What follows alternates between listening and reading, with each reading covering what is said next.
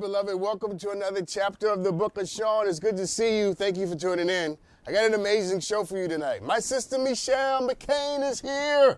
She's here to talk about this. Look at her, look at her, look at her, look at her. Beautiful. Isn't she beautiful?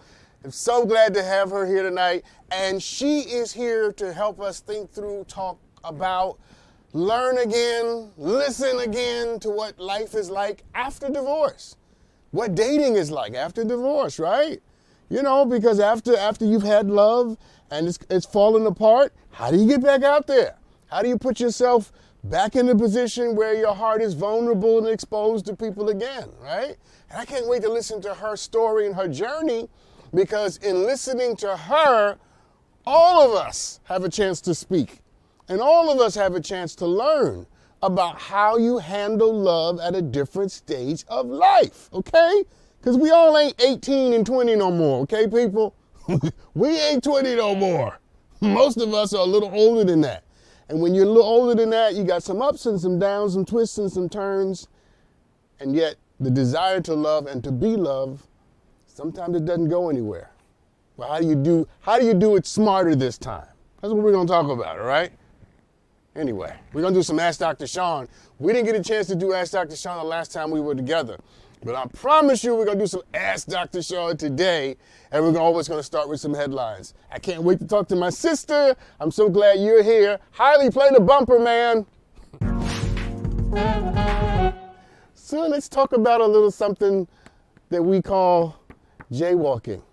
In the state of California, Governor Gavin Newsom has signed a law that takes effect in January 1st, where you will no longer be fined for jaywalking. Stay with me, people. Under the new law, pedestrians will be able to legally cross outside of the designated intersection without threat of citation or fines, unless there's immediate danger of having a collision with a moving vehicle. Yes. And you know why I'm bringing this story up? Because I'm a New Yorker. I was not born and raised in California. I was born and raised in New York City. And in New York City, everybody jaywalks. Matter of fact, if you stand at the corner and wait at the crosswalk for the light to change, we think something's wrong with you. When I moved to California and people used to stand at the crosswalk, I used to say, what the hell is wrong with you people? Cross the street. I'm just saying, it is about time that we have some New York energy coming to California. And thank you, Governor Gavin Newsom, for liberating people from the bondage of the crosswalk. I made that up. Michelle, you have to laugh at my jokes. It's a rule of the show. If I crack a joke, you got to laugh at it. There you go, there you go, there you go, my sister. So listen. If you find all the people in New York who jaywalked, 2/3 of the city would be in court twice a week, because everybody in New York does it. It's just part of living in the city. I've traveled around the world, okay? I've been to Africa, I've been to Asia, I've been to Europe, and one of my favorite cities is London. And if you go to London, everybody in London obeys all the traffic laws. Nobody jaywalks, all the pedestrian rules. Everybody in London follows it. You go to Paris, same thing, okay? Now here's what I've noticed. I'm going somewhere, people. You know I always go somewhere. Here's what I've noticed. I've been to Lagos, Abuja, I've been to Nairobi, I've been to Accra in Ghana, and if you compare Europe with Africa, Europe follows all the traffic laws and all the pedestrian laws, and Africa, they don't follow none of them. Matter of fact, if you take a cab from the airport in Lagos to the Marriott in Lagos, it'll deepen your prayer life. You will be praying to whatever God you believe in, because the drive is so crazy. But here's what I've noticed. Y'all ready for it? We about to go left. Stay with me, people. In Africa, they don't follow none of the damn traffic laws. But when they meet strangers, they greet them with kindness and openness and love and food. You go to Europe, they follow all the traffic laws. Ain't nobody breaking none of the pedestrian laws. But when they meet strangers, they take their country and put the people in bondage. Here's the point I'm making. I'd rather you break the traffic laws. You know that was funny, 2-3. Anyway, let's move on. Let's talk about Donald Trump, because any day, no day is actually complete until we have at least one Donald Trump story of him messing somebody over. And as soon as I found this story, I said I had to bring it to you because this is what we do. So when Donald Trump left the White House, he signed a multi-million-dollar deal with the company that would help him get paid speeches after, his presidency is over, which is common for former presidents, by the way. The company is called the American Freedom Tour, and they struck a multi-million-dollar deal with Trump. And here's the problem. As a result of signing that deal, the company has lost 2 top executives, it's canceled events, and it's not paying its bills. As is the case for almost everything that is connected to Donald Trump. So most of the events that the group had planned have all been canceled. Most of the vendors have not been paid. Most of the investors have not been paid. Only one person has been paid. Take a guess about who's been paid. Who's the one person who's been paid in this whole multi-million-dollar deal? I'm going to let you say it. Donald Trump. He got paid. He got his money first. But everybody else, he could care less about it. So I'm not bringing you this story because I like to beat up on Donald Trump, although I do. I'm bringing you this story because we need to refresh what Dr. Maya Angelou taught all of us through Oprah. What did Dr. Maya Angelou say? Let's all say it together. When people show you who they are, what? Believe them. See, I don't have sympathy for a company that signs a contract with somebody who has violated every contract that they ever signed. I don't have sympathy for people who know what somebody is capable of, and yet you decide to connect with that person anyway because you believe in some fantastical thinking, some romantic thinking, that all of a sudden they're going to be better because they with you. Can I help you? Can I help you? Nobody's that cute. Nobody's that sexy that your sexy is going to change somebody's nature. I'm cooking with hot grease on here tonight. I'm just trying to tell you. And I'm not saying you ain't sexy and you ain't cute and you ain't handsome. You could be voluptuous. My sister, my brother, you can have big feet, and you know what I mean. I'm just saying, ain't nobody that wonderful where you gonna change somebody's nature just because you around. When people show you who they are, you have a moral obligation to believe what they show you, to believe their presentation. Do you know why? Because they know themselves better than you. I've had people on this show, by the way, listen, I've had people on this show who had other people tell them that they weren't nothing. Like the person they were trying to be with told them, I ain't nothing. And then the other person dated them anyway. What in the world? If somebody comes into your life and tells you, I'm a liar, right? Or I can't be faithful, right? Or I've cheated on everybody that I've ever been with, and you still get with them? Come on, people. So, listen, I have no sympathy for this company because you can't get mad at a snake for biting you, right? Donald Trump does what he always does. He doesn't pay his bills and he gets over on everybody. So it just goes to show you that you can't ignore what people are presenting and bringing into your space. Observe the practices and the patterns of the people in your life. And when those practices and those patterns fossilize and make themselves real, don't act like you don't see what you saw. Don't act like you don't hear what you heard. You follow me? Don't act like people didn't do exactly what they did, because the movie in your head is going to cost you a lot of pain. All right, Dr. Sean. Hot grease, Michelle. Right, I love this story. I love this story. So this story is going to make you smile, okay? And I am obviously, my mom died in 2015. And so I had a strong and powerful connection to my mother. And this story is exactly the kind of story that would have, if me and my mom had been in this situation, the same thing would have happened. Let me give you the story. So with all of the devastation that's happened with Hurricane Ian in Florida, we've heard of all of the tragedy, all of the loss. And we're still praying for the people of Florida because of what happened there just a few days ago, actually. But as is the case in most tragedies, there are stories of great loss, but there's also stories of great heroism.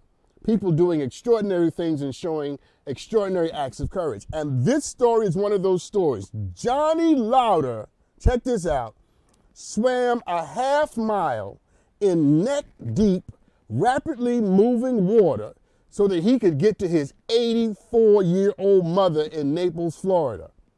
He swam to her home and pulled her out of the home that she was trapped in because of the debris that had her trapped in her house. Johnny and his family lost their home and their cars, but he was determined not to lose his mother. And he swam a half mile in rapidly moving water filled with dangerous debris to save his mama. Karen Lauder is her name, and we are so grateful that Johnny was able to save her from being trapped in her home. Okay, when I tell you I absolutely love this story, I mean to suggest that I absolutely love this story. And let me tell you why. I'm big on love, as all of you know that, and I'm telling you, love will make you do things and empower you to do things that nothing else can. When you love somebody, I mean when you love somebody, I'm not talking about a strong case of like or a strong case of lust. That ain't love. Like, love, and lust are not the same things. I'm talking about when you love somebody, not because of what they do for you, but because of who they are and what they represent in the universe. When you love somebody, you will swim through neck-deep water to make sure that they're okay. How about the whole church says amen together? I'm just saying, man. That's why I love this story. Because people always ask me, Dr. Sean, how do I know it's love? How do I know he loves me? How do I know she loves me? Will he swim through neck-deep water a half mile to get you out the house? Will she swim through neck-deep water a half mile to get you out the house? If the answer is no, then no, they don't love you. They like you. They think you cute. They think you got a really nice smile, and they like your body. But no, love, write this down, people, love is the willingness to sacrifice for somebody else. Not because of what they do for you, but because of who they are. And that you've determined that their presence is so powerful and so indispensable that you could not imagine another night or a day or a morning without you being able to have access to the genius that represents who they are. Now that's some love.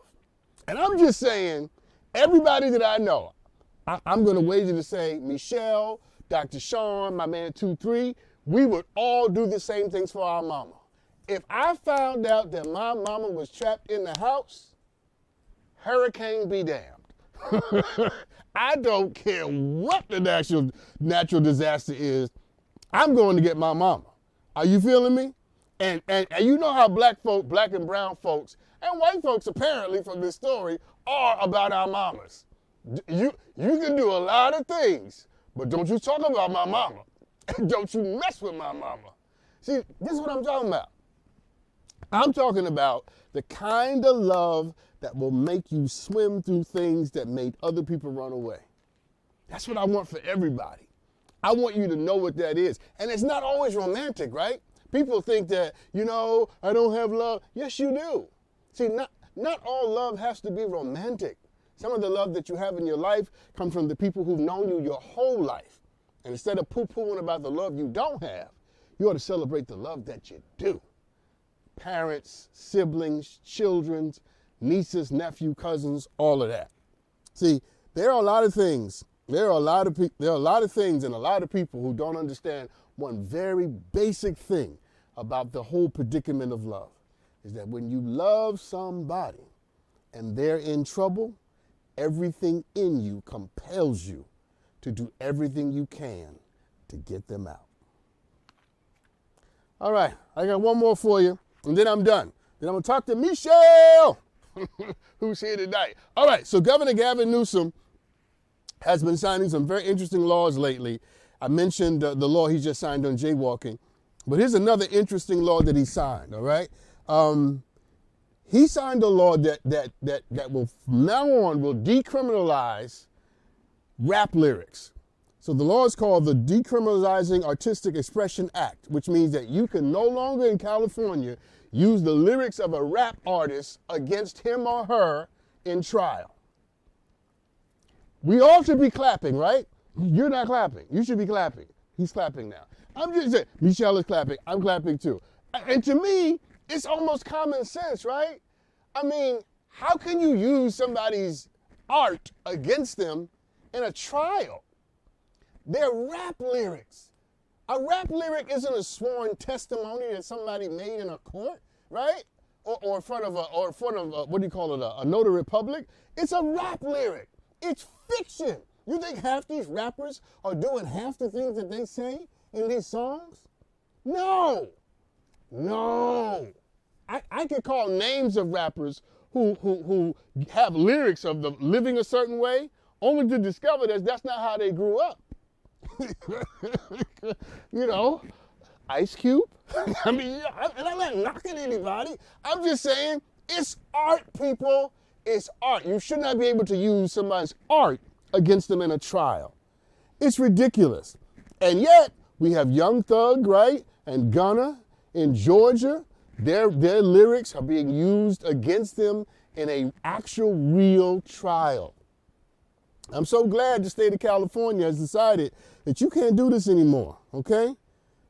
Shout out to Gavin Newsom for having common sense and giving us legislation that's rooted in common sense. And for all of you who think that all these lyrics you hear from your favorite rapper is exactly what's going on, you need to grow up.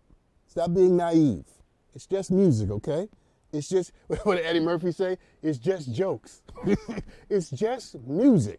That's all it is. And nobody should be able to use your art against you in a court of law. All right. Didn't that feel good? We'll be right back with my sister, Michelle McCain. We're going to talk about dating after divorce, people, all right? Dating after anything is an arduous task, especially after divorce. Stick around. This is going to be good. We'll be right back. Welcome back, everybody. So, as promised, I want to have this discussion tonight in all of the beauty and in all of the aspiration and hope that it deserves. Because my guest tonight, here's what I believe. I believe that after you have come through a storm and you still believe that there are great things that are going to happen for you, and you still believe in love, then you are an extraordinary soul. Because most people give up on the things that disappoint them.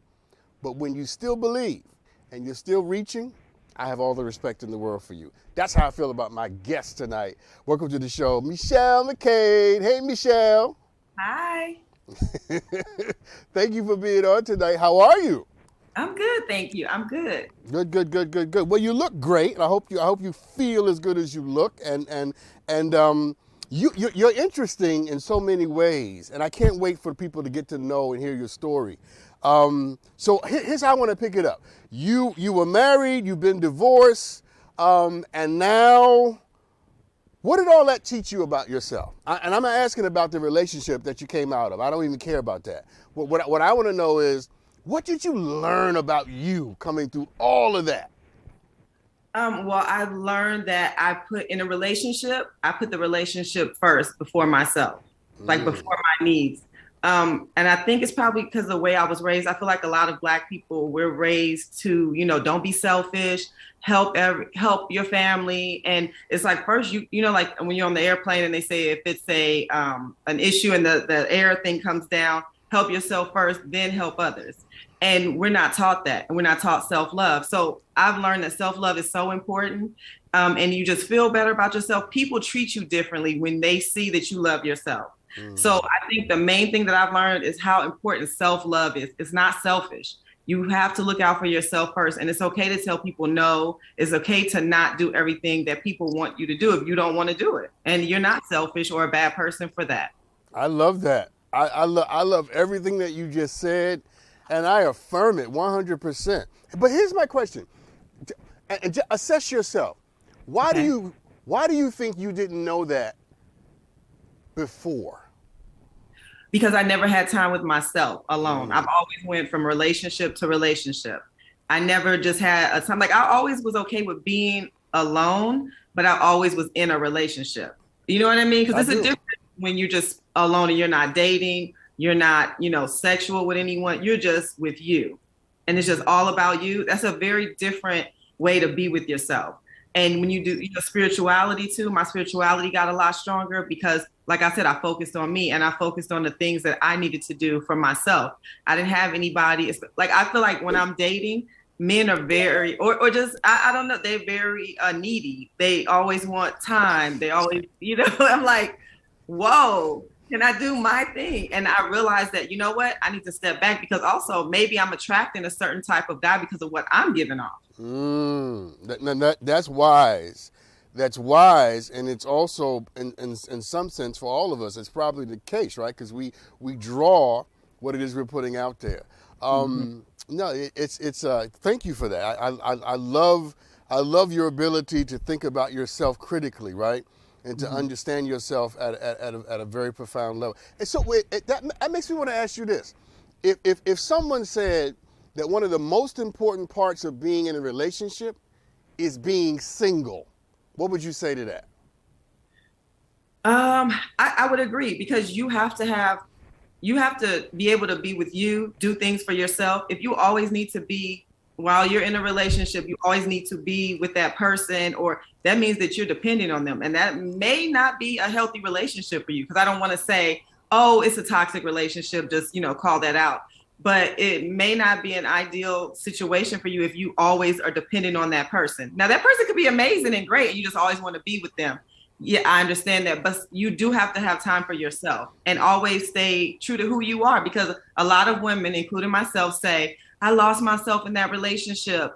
I lost myself and, because I just didn't think about me. So, your question is about being single in a relationship. It's like, yeah, you have to still do stuff for yourself, and don't forget what you like, who you are, and what you want. Yeah, no, I affirm that. So you are in the process of being engaged in the act or the desire of dating again, right? You're putting yourself back out there, having come through being married, having come through being divorced. Now you're about to engage in dating again. Okay, so here's my question.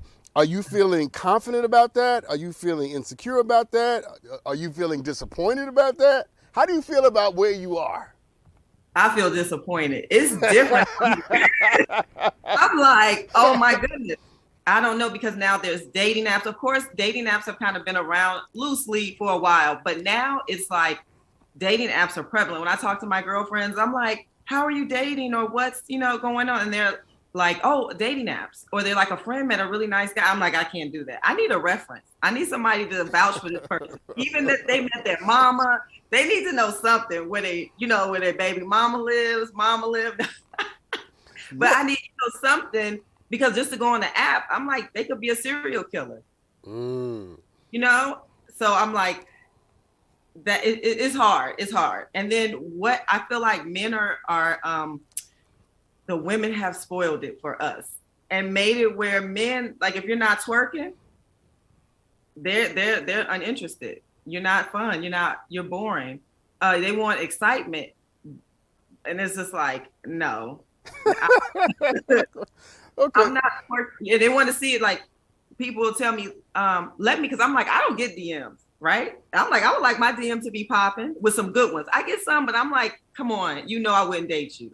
But you just like, I'm gonna just do it anyway, because hey, she just might respond back, and I'm like, no, we're not going there. So I'm like, my DMs are not popping. Why is it? And people are like, let me see your Instagram, and they're like, oh, because you're not showing no skin. You don't have any pictures that are saying basic thirst trap pictures, or like, come get me, I'm available. I'm like, I think I'm still kind of portraying this married woman.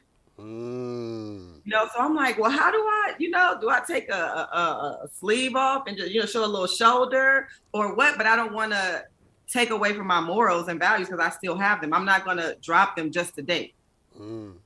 Now that everything you just set up is a very interesting proposition, because if I heard you correctly, you're saying that one of the things that seems to be holding you back from having the dating experience you want is the fact that you have a certain modesty about you. You're not on Instagram showing a lot of flesh, and as you put it, just twerking and carrying on. So how does it feel to have decency and integrity, but to be out in a market that doesn't value that? I feel like I'm being counted out. Like I'm not even in the ranks. It's like, and I feel like it's unfair because I'm a good woman. I thought that that's what men liked. Modesty. You're not loose, but now it's like, they like, show me what you got for a pork chop. No, it's just like it's just not fair. It's like you're in a battle and you can't win. Okay, Michelle, I'm gonna push you a little bit. Okay, I'm gonna push you a little bit. All right, just trust your brother, but I'm gonna push you. What's wrong with a little twerking on the gram? Well, I mean, what's wrong? With some more revealing photos. Like I can send that to my man. I just feel like everything is not for everybody because then that lowers who I am. Like I'm not the worth that I have. If everybody can see it, then it's like it's not special, and I'm special, and I'm going to keep that. I'm not going to change it for anybody. Now I'm like, I do need to learn how to twerk though. You need to learn how to twerk. You know what I mean? Because you never know when you need to pull out those twerking skills. I'm just saying, you never know, right? I don't want to be forced to have to do it. Like it's like, oh, you not twerking? Oh, that's why your DM is not popping. Wait, what? Okay. So if I'm hearing you correctly, you're not prudish. You're not like ice cold, and you don't want to have anything to do with letting yourself go, or that's not you, right? No. I'm with I'm with it, but I'm like, I don't want to be forced to have to do it. I'm old school. It's like with a lady in the streets and a freak in the bed. Mm-hmm. You know what I mean? Like, let me have the option. It's like, no, we need to see you turned up. You need to be lit at all times, especially on the internet. And so what I hear you saying is that that's the position that you feel men are putting women in now? Yes, because I feel like, especially on social media, all the women are like, they're doing, this, they do it. I feel like that the women are forced to, they're like, first of all, have to be perfect because of Photoshop. So they're portraying these like big butts, big breasts, all of that kind of stuff. Mm-hmm. So then men are like, okay, well, since she's doing that, you should be doing it too, because I can just go on Instagram and it's like a dating app in itself. They could just, swipe and see who they want and go through and DM women. And they're like, hey, okay, they're excited about a DM. And so then it just keeps going. And it keeps being a circle that they just keep, just going to different girls. They look perfect. They look, I guess, what was that cartoonish look? Mm-hmm. And I know men can be very like, they like to fantasize. They like to fantasize and they like stuff, but that's not the reality. And they're forcing that on women because that's what women are showing, but they're doing it because they think that that's what men are expecting and that's what they need to do to keep up. And then they're really competing with other women.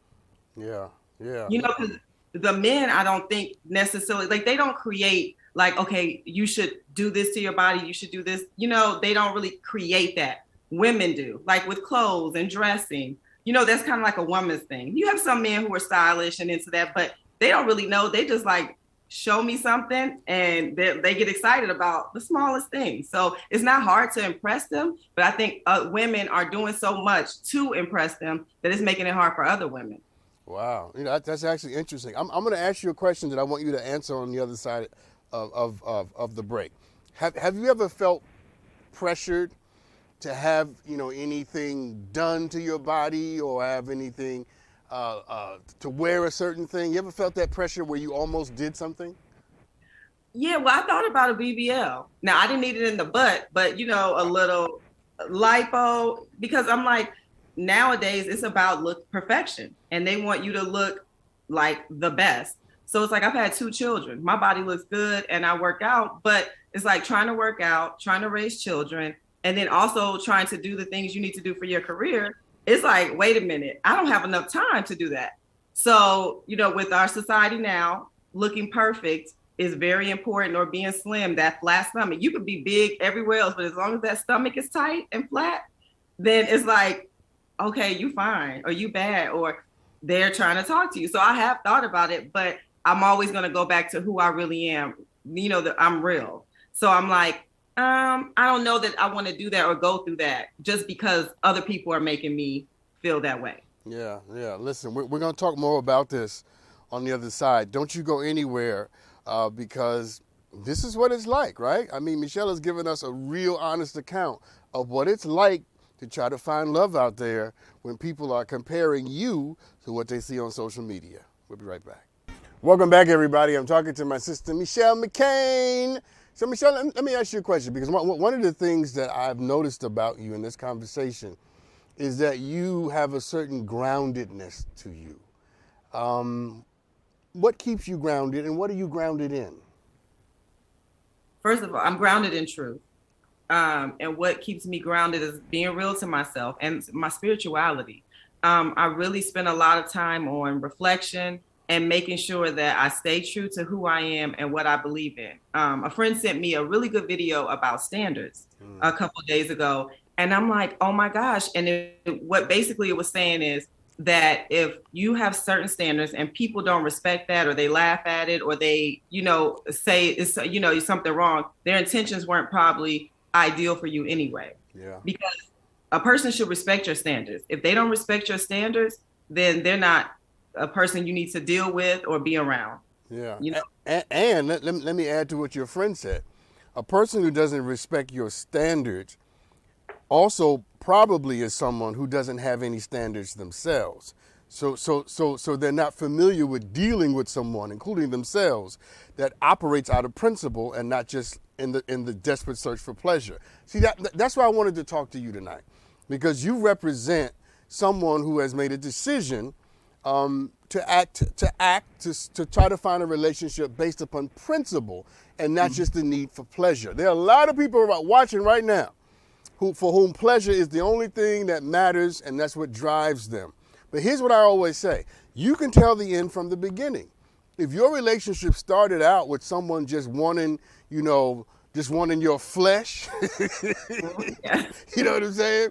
Then that's what it's going to be, because that's what it's built on. It wasn't built on anything substantive or spiritual or kindness. It was built on, I thought you were sexy, you thought I was sexy, so now we having sex. Yes.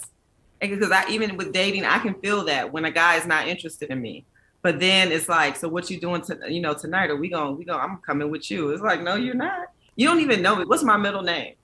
It is like, no, I don't. I'm noticing that too. Like, men are more forthright about, wanting sex. And I think because some women are just like, that's all I want too. And I'm like, no, my body is a temple, and it's more precious to me than just giving it to you, because I don't know if I'm going to know you or want to know you in a month. Yeah.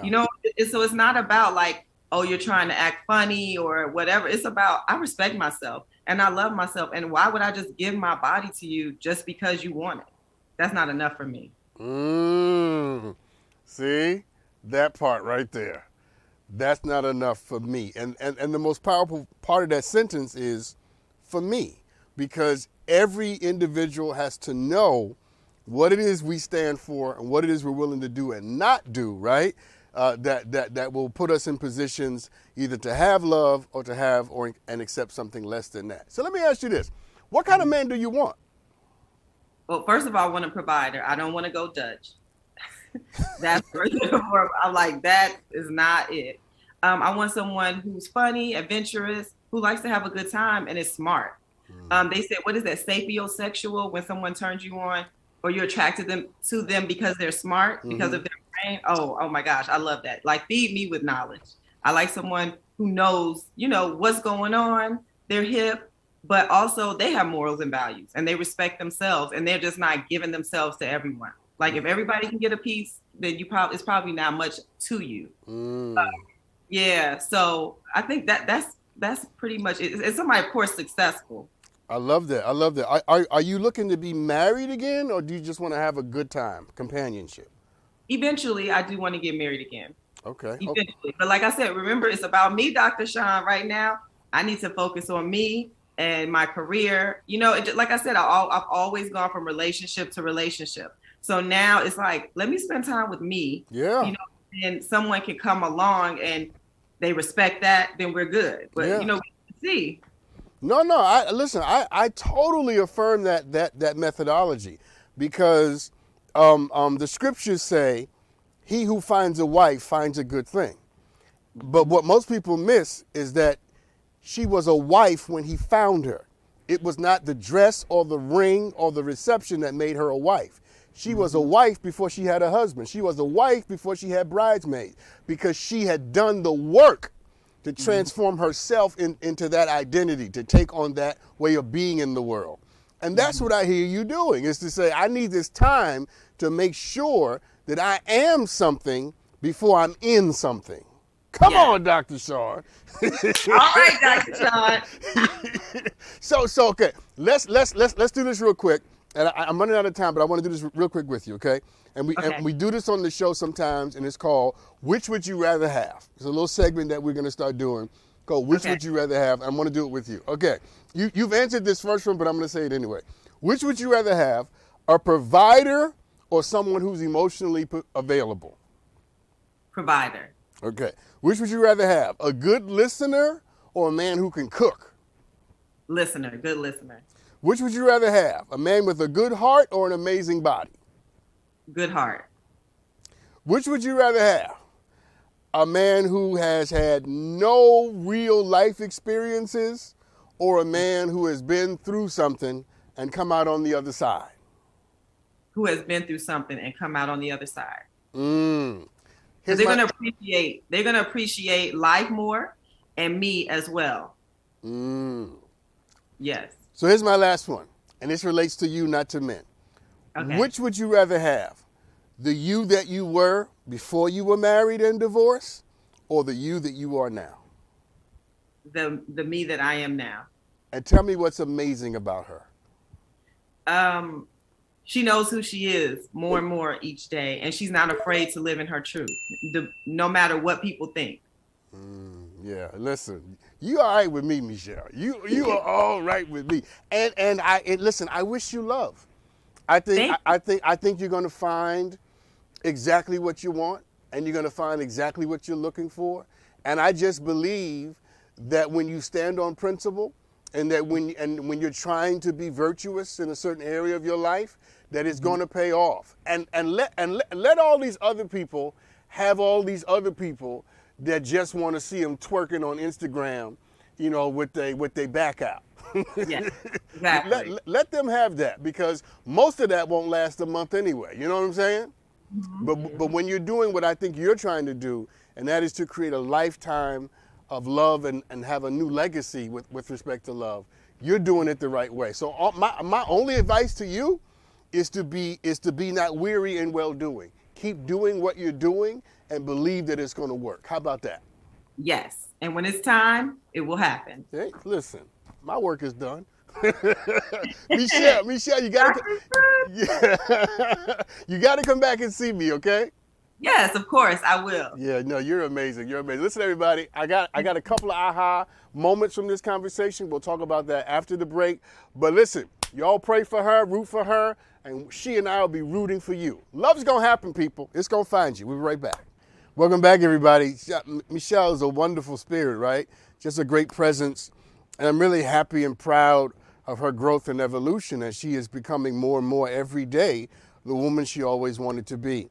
And that's kind of what I got from that conversation, is that what we are at one stage of our lives may have nothing to do with what we will become at another stage. And if we give ourselves a chance to grow, to evolve, to mature, we might just impress ourselves. That last question that I asked her, which version of herself would she rather have? She chose the latter version, the current version, because that is a better representation of the woman she knows herself to be capable of. And that's my prayer for everybody, is that as we grow, as we live, as we move, we are moving closer to what we always wanted to be. And if that's not your truth, if that's not your journey, then you have the opportunity and the right to change directions right now. If you're not becoming more of what you always wanted to be, then it's up to you to make sure that something different happens. Love is never easy. It's especially never easy after divorce.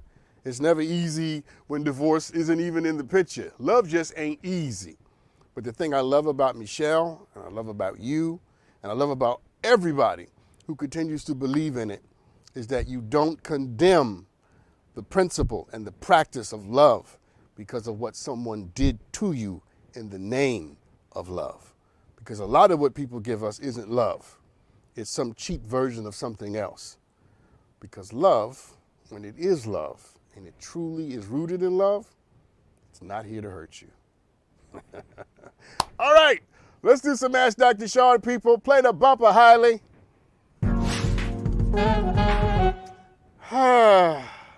You guys always send me amazing videos. Today is no different. Let's take a look at this one. Hi, Dr. Sean. I'm Jamie from Ohio. So I needed some advice. So my mom wants me to get my daughter baptized, but I feel like that's the parents' decision to make. So how do I let her down without making her feel like I'm against church? Interesting question. I agree with you that it's the parents' prerogative to decide if your child or their child is going to be baptized. Grandparents always have their wishes and their whims and things that they want to happen, but at the end of the day, that child belongs to you, and you get to make that decision. I don't think it's about letting someone down. I think it's about being clear about what you are willing to do and not do at this particular season or stage of your life and your parenting. And I think it's an important opportunity for you to sort of set a boundary and a barrier for your mom or your dad or whoever the parent may be, so that they understand that what they want will not automatically be manifested in the life of your child. See, they're grandparents. They're not parents. They had their shot to be parents. And that happened to be with respect to raising you. Now you get to have the same carte blanche and the same responsibility and rights that they had when they were raising you. Here's what I would say to my mom or to my dad if they had a real strong feeling about something they wanted me to do with my child. What I would say to them is, tell me why that's important to you. Tell me why you value that, right? I would listen to what they have to say, and I would say to them, I'm going to consider everything that you've said to me and factor it in to the decision that I make. But I want you to know that it is my decision, and I will make that decision based upon everything that I've heard from you and everything that I believe to be in the best interest of my child. That's what I would say.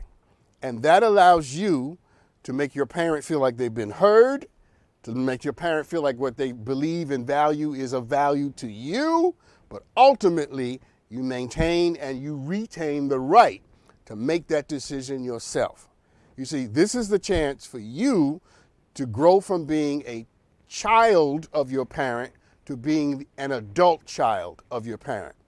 Because the first time you're able to tell your parents no with respect to your children, in some sense becomes the first time they have to see you in a different light. So this is really an opportunity. You're no longer a kid. You're no longer a little girl. You are a woman. You are an adult child of your parent who now has your own children.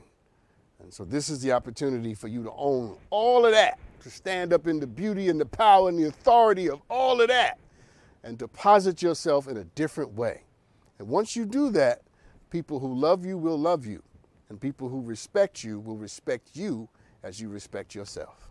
Let's take a break. We'll be right back. Back, everybody. Somebody DM'd me this question. My boyfriend and I recently had a baby, and he's demanding a DNA test. He claims that he trusts me, but he wants to make sure the baby is his. I'm offended. Am I wrong to feel this way? No. I would say you're not wrong to feel that way, especially if you've done nothing to suggest or to intimate or to put forward the idea at all. that you've been unfaithful or that he has any reason not to trust you. But sometimes you have to remember that how another person reacts to a situation sometimes has nothing to do with you or what you've done or haven't done.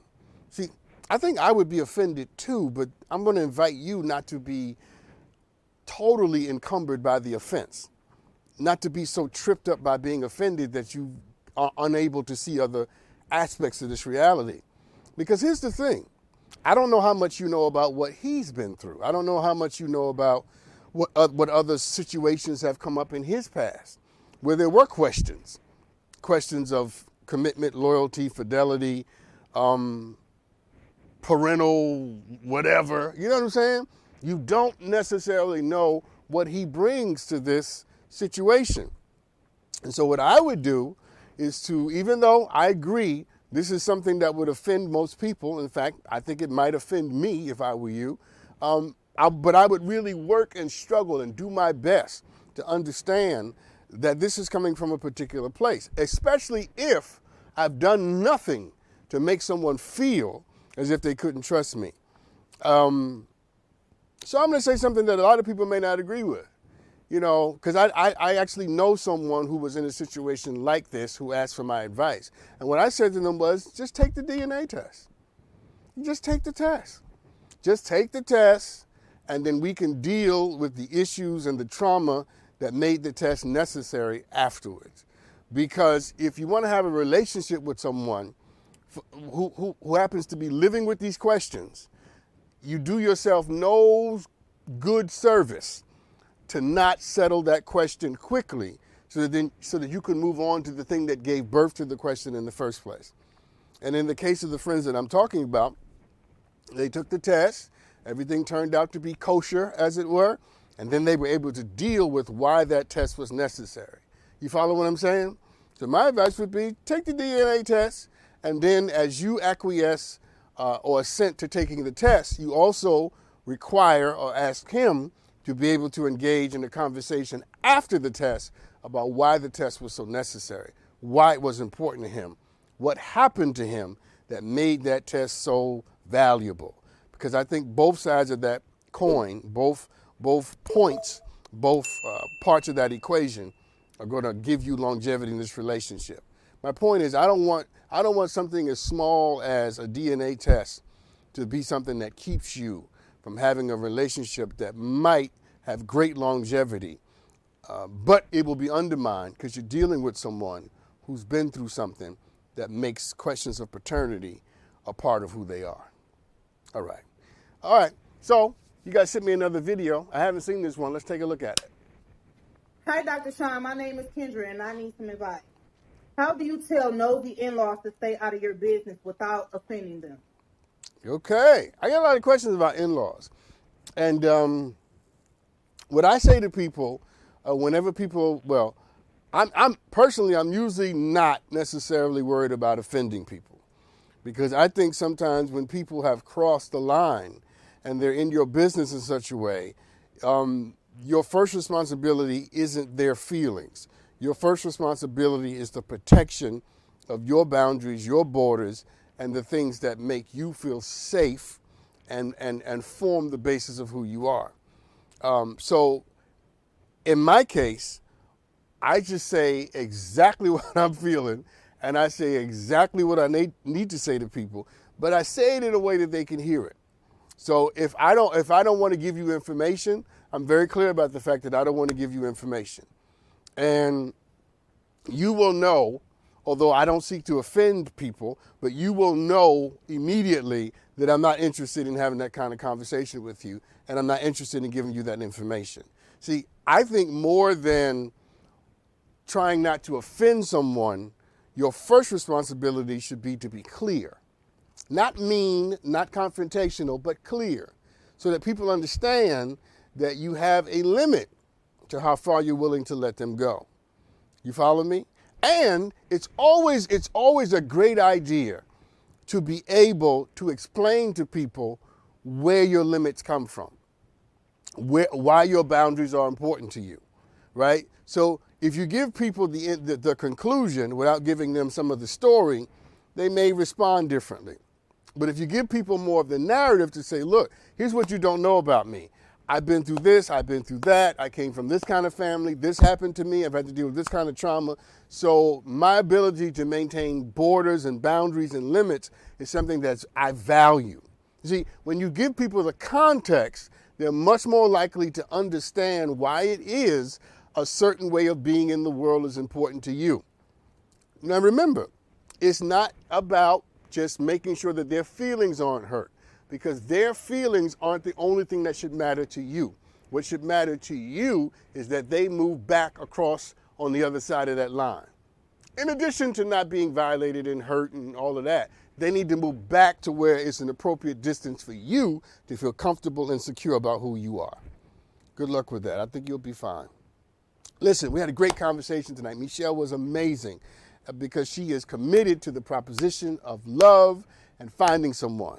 Just make sure you know what you want, like she does. Make sure you know what you want and why you want it, and why it makes sense for you at this stage of your life. If you do that, I think you'll be all right. Thank you for tuning in tonight. I will see you next time.